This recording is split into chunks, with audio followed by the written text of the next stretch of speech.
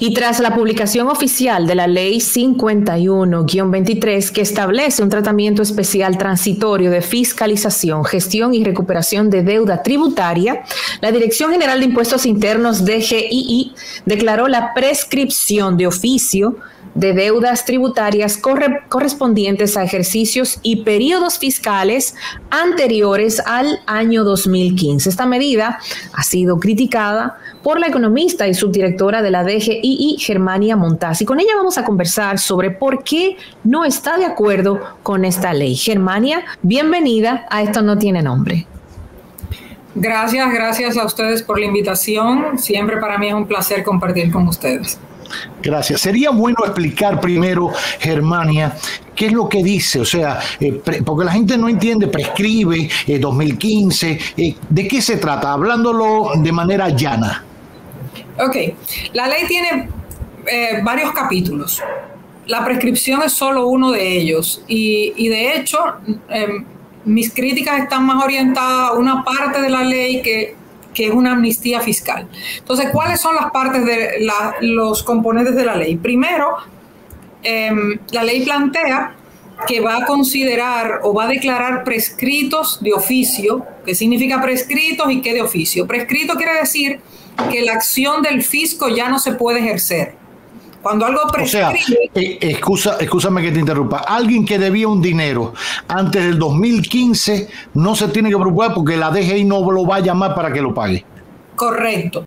En teoría, la ley establece que la acción del fisco prescribe, o sea, se agota, no se puede seguir a los 3 años en unos casos y a los 5 en otros. O sea, que en la gran mayoría de los casos del 2015 hacia atrás están prescritos ya por la ley, excepto cuando se ha producido lo que la ley llama suspensión o interrupción de esas disposiciones. O sea, que lo que quiere decir esta ley es que, bueno, yo aceptaré tu prescripción, o sea, aceptaré que no tengo derecho a cobrarte en esas deudas del 2015 hacia atrás, siempre, y lo haré de oficio. Ya tú no tendrás que solicitármelo.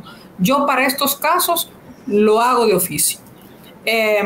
Para esa parte de la prescripción de la deuda, yo no estoy en desacuerdo. Me parece un poco innecesaria la medida, pero perfecto. Porque además es parte de la ley, o sea, la norma implica que a tantos años prescribe. Decirlo, claro, es subrayarlo y no correcto. Aporta. ¿Y qué yo voy a hacer? Bueno, posiblemente yo lo que te estoy dando la facilidad es que tú, que no tienes el conocimiento de la ley, voy a declarar prescrita tu deuda sin que tú me lo pidas. Por eso se llama de oficio, porque la acción la realiza el fisco de oficio, o sea, voluntariamente sin que tú me lo pidas. Esa es la primera parte de la ley. ¿Eso qué significa? Que para muchas deudas que están por ahí, a muchas incobrables, otras que ciertamente han prescrito y la DGI no debería estar cobrándola, y otras que no están prescritas porque el fisco las ha mantenido viva por su importancia, pero que por una u otra causa se prefiere dejar que prescriban. Entonces, esa es la primera parte de la ley.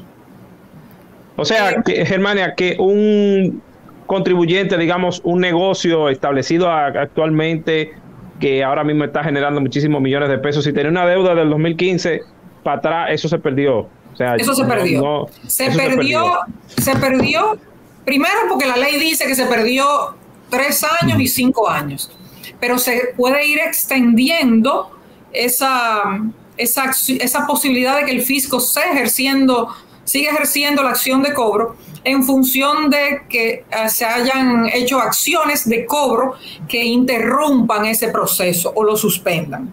Entonces, ahora una pregunta es que yo no puedo decir cuáles son incobrables, cuáles están prescritas, cuáles no, prescritas todas del 2015 para atrás.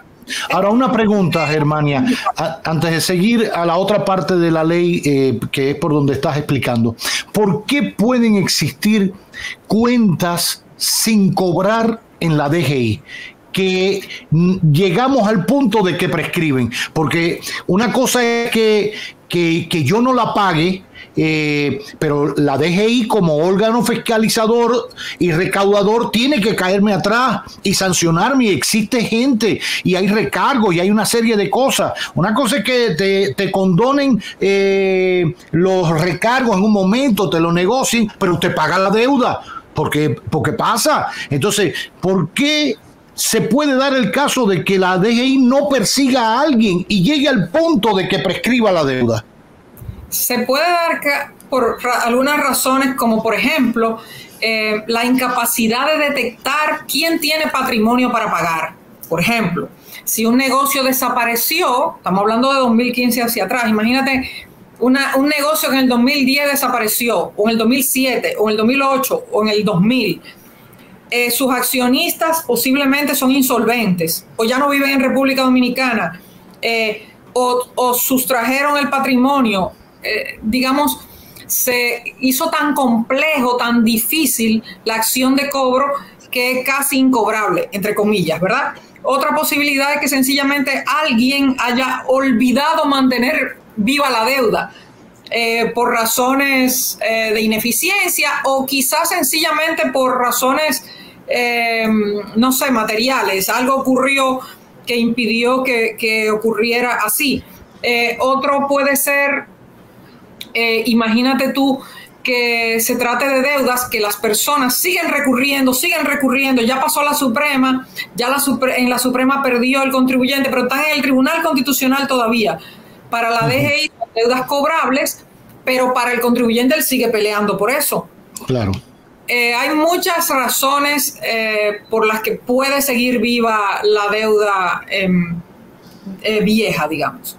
Y esto, Germania, ¿en qué beneficia al país esta prescripción que ha puesto la Dirección General de Impuestos Internos? ¿Esto en qué nos beneficia? Porque si yo no le voy a cobrar a tienda X, que todavía está facturando muchísimos millones, que seguro dejó una deudita por ahí de unos buenos millones de pesos en el 2015, ¿eso cómo me beneficia a mí como dominicano? ¿Cómo beneficia al país, por así decirlo? Al país en nada. Una de mis críticas era que me parecía innecesario llevar una ley, algunas cosas que se podían hacer administrativamente sin que se colocara en una ley un precedente de declarar prescrita deuda que por una u otra causa ya lo están o que no lo están, entonces yo no lo debería de estar declarando prescritas. Digamos, me parece que es como un exceso de cubrirse en salud, es decir, la ley lo dijo, no fui yo, fue la ley. Entonces, al país, en nada, para el país es indiferente.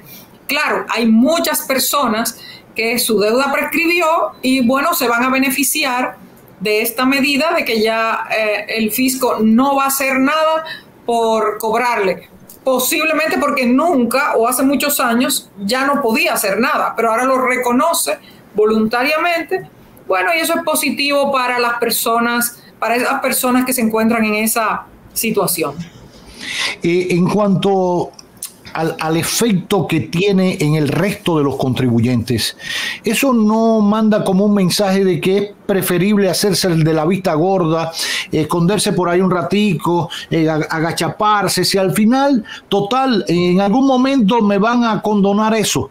¿Puede parecer eso, puede pasar eso por la mente de algún contribuyente, sea pequeño, mediano, grande? Esa es mi crítica sobre uno de los componentes o capítulos de la ley, que habla de una amnistía de deuda, que se llaman facilidades para pagar las deudas. Esa dice que a partir, si tu deuda es del 2016 en adelante, o sea, si no prescribió, si es del 2016 en adelante, tú podrás optar por uno de dos modelos. Una, si es una deuda que se originó por una acción de fiscalización de la administración tributaria, pues entonces tú puedes pagar solo el 70% de ese valor de deuda que la DGI notificó, sin recargos, sin intereses y ya. O si es una deuda que se originó por una declaración jurada que tú hiciste, de esas voluntarias, de esas recurrentes que tú haces normalmente, pues tiene la facilidad de pagar sin recargo e intereses, incluso con unas cuotas.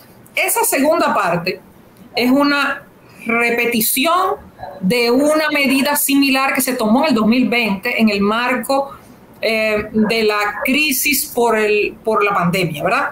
Mi crítica iba orientado en ese sentido, en el sentido de que las facilidades que se dan a los contribuyentes, en mi opinión, tienen un sentido en un contexto determinado. ¿Cuáles son esos contextos que lo hacen válido? Bueno, una crisis económica importante, como la de la pandemia, como la del 2009, que fue internacional, o la del 2004, que fue derivada del tema de la crisis de la quiebra de los bancos.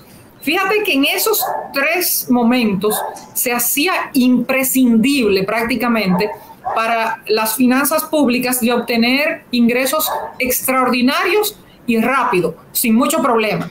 En ese contexto hace sentido aprobar una medida de perdón o de amnistía parcial o total. En otro contexto que se hace sentido es cuando se producen cambios de reglas importantes. Por ejemplo, se aprueba la ley de lavado antilavado, que dice que la defraudación fiscal es un delito precedente de lavado. ¿Eso qué quiere decir? Que cambian totalmente las reglas de juego.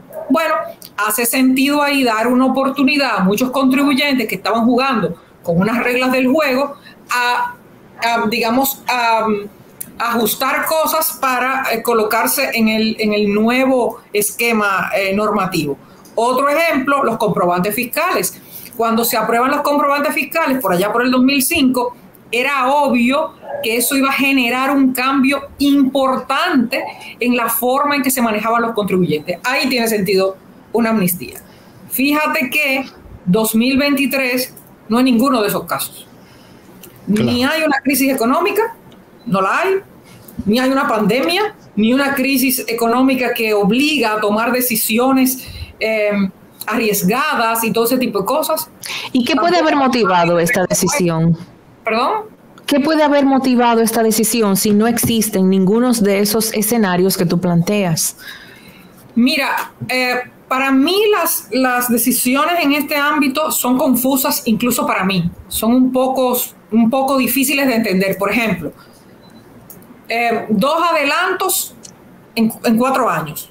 Uno en el marco de la pandemia y uno ahora. 45.000 millones adicionales. Cuando alguien que no se acuerda de eso vaya a hacer un análisis de la presión tributaria o del desempeño de los ingresos fiscales, va a tener que sumar 20.000 millones que recibió formalmente y públicamente el gobierno en el 2021, y en el 2023 25.000 millones más adelantados. O sea, es como, préstame, mírame el favor, sin intereses, dame un avance de lo que tú te vas a ganar en los próximos 10 años. Eso pasó. Igual con Barrick, los presupuestos, y menciono Barrick porque el presupuesto lo menciona, los presupuestos tanto de 2022 como de 2023 dicen que la minera casi no va a pagar nada porque ya lo adelantó. Porque ya lo adelantó, correcto. Exacto. Entonces, esa práctica de pedir dinero adelantado es súper nociva porque no están sujetas a, digamos, a reglas normativas, institucionales, que permitan que las cosas se manejen en ese contexto que debe ser el tema tributario, el tema fiscal. Entonces, por eso decía de las señales contradictorias. Por un lado, vamos bien, pero por el otro, pedimos adelanto y ya no hay pandemia. Porque ya pasó el 2020 y el 2021, que fueron los años donde todo se valía, ¿verdad?